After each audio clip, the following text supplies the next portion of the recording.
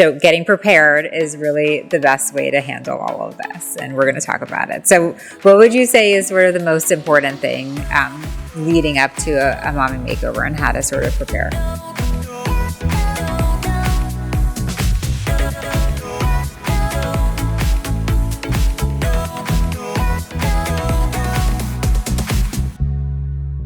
Hi, everyone, and welcome to Lipstick and Lipo, your unfiltered guide to plastic surgery. My name is Dr. Ashley Amalfi, and I'm a board-certified plastic surgeon in Rochester, New York. And I'm joined with my dear friend, Dr. Smita, who is also a plastic surgeon in New Jersey. So we are so excited to talk a little bit more about our Mommy Makeover series. You guys have learned a ton about why it is what it is, what are the combinations, but today we're going to just tell you how to be best prepared for your mommy makeover.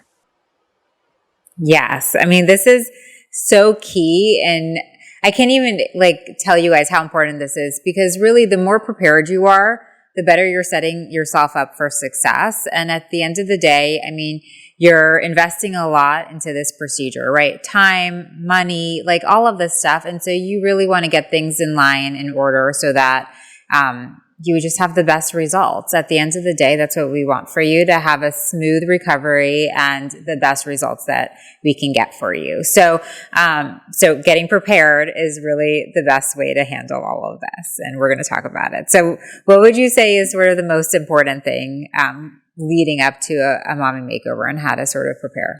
Well, I mean, there's kind of all the logistical things, which I think we should talk about, but then there's the you part of it. How are you best prepared as a patient and a surgical candidate?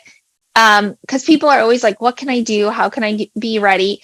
I mean, you just have to show up as a person who is healthy and is at a stable and maintainable weight. And, in general, you want to be at a very good, healthy point in your life. So you want your weight at a good point, not that doesn't mean it's the lowest it's ever been in your life. It means it's stable and maintainable for you. But you want to also be in a healthy routine, be at whatever good kind of food and nutrients you're putting in your body. Make sure you have a good balanced workout and activity plan. But again, something that you can maintain, because the more healthy you are when you show up, right, the better your outcome, the lower the complication and risks, and the better prepared you're going to be to recover. Right. Yeah. I mean, I think that's so important, right? Because at the end of the day, this is an elective procedure. It's a cosmetic procedure, and we're doing this so that you are really going to be your best selves and feel the most confident.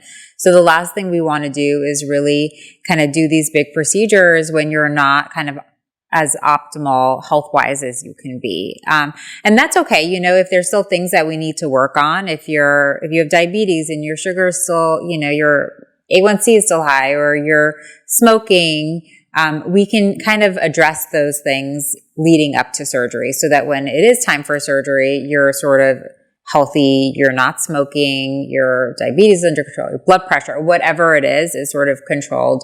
But your weight is a big component of that as well, because you want to maintain a healthy weight afterwards. And that's what's going to give you those long-lasting results. So that timeline might be different for everyone, right? Some people may show up and they're already at that ideal point and they're ready to go. And that's amazing. But we also see plenty of you who we need more time to prepare.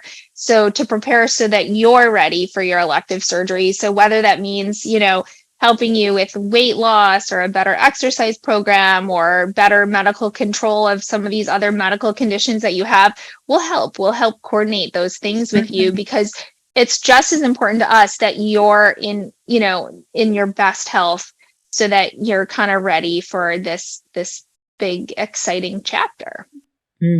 Absolutely. And so, I think that sort of sums up really the you qualities like you were talking about, right? And then what's the other really big kind of category, right? It's sort of your support system. It's so important, because this is a lot. We're asking your body to sort of do a lot.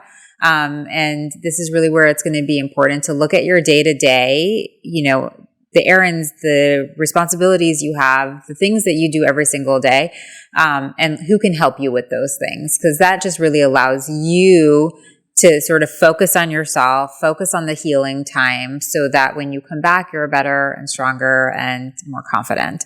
But you definitely need help.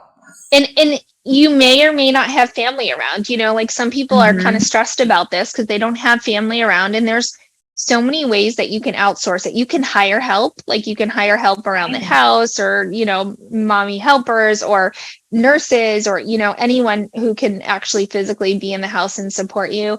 You can look to other networks. Like, what about like your church group or your neighborhood or other people who may be willing to help? And I think moms in general, I mean, like women in general, we're really bad at asking for help, right? But this is when people are like, oh, what can I do? Give them something to do because they want to help you. They love you. They're there to support you. So just don't say like, oh, I'm fine. Say like, actually, you know what would be great?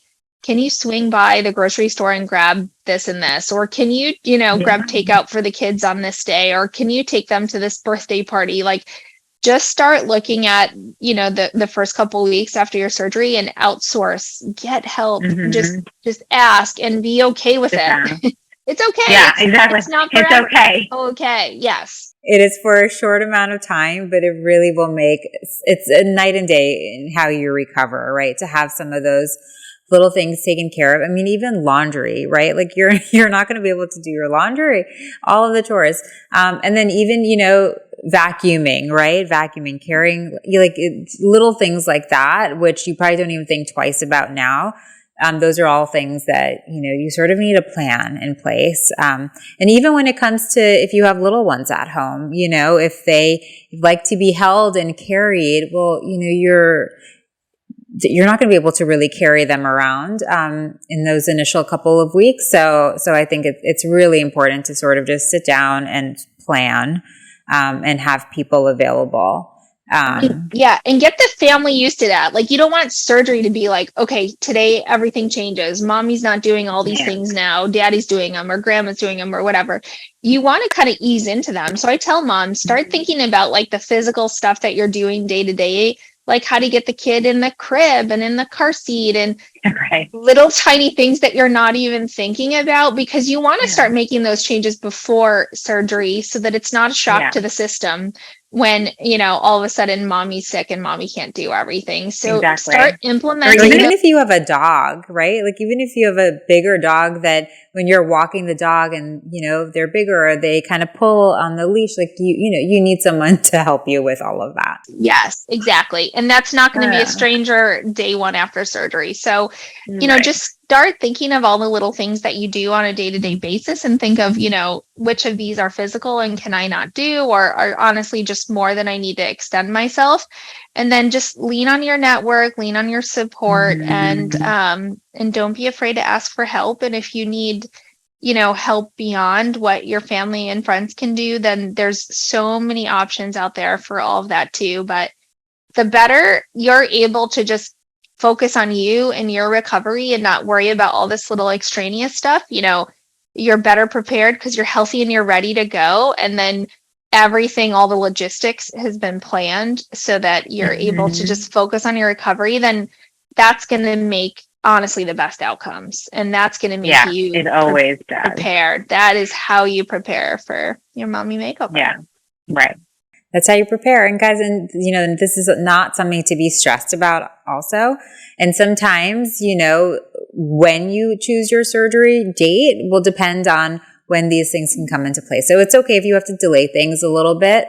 At the end of the day, it's a small hiccup in the grand scheme of things, and it's not really going to make a huge difference. But what's going to make a difference is being well prepared. So I hope you guys thought this was helpful, and we've got so much more great content coming your way. If you haven't already subscribed, make sure you do. Lipstick and Lipo. We'll see you guys next week. See you soon. Bye, Smita. Bye, Ash.